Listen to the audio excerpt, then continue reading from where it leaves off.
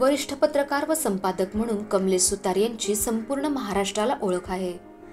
जवळपास 20 वर्षांहून अधिक काळ पत्रकारिता करत असताना त्यांनी महाराष्ट्राचे राजकारण आणि प्रशासन याचा बारकाईने व जवळून अभ्यास केला आहे। त्यांनी Doordarshan, Times Now, News X, India Today TV, Aaj Tak, Mumbai तक, जी24 तास या मराठी वेब चॅनलसह भारतातील आघाडीच्या टीव्ही चॅनलमध्ये काम केले आहे।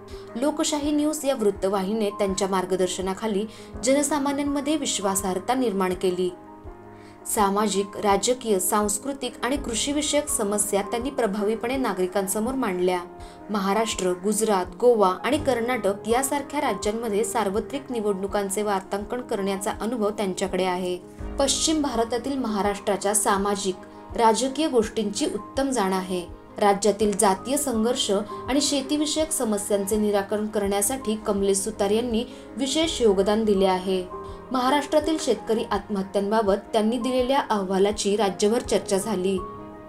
त्यांनी राज्यातील नाट्यमय राजकीय घडामोडींवर लिहिलेले पुस्तक 36 दिवस हे बेस्ट सेलर ठरले आहे। त्यांना मुंबई प्रेस क्लबने प्रतिष्ठित रेड इंक अवॉर्डने सन्मानित केले आहे।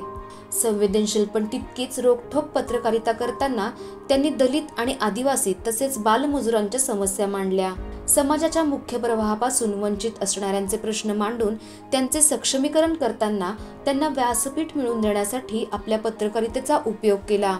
त्यामुळे त्यांनी पत्रकारितेचा एक मानदंड निर्माण केला आहे असे म्हटल्यास चुकीचे ठरणार नाही। त्यांच्या या कार्याचा जाधवर ग्रुप ऑफ इन्स्टिट्यूटला अभिमान वाटतो।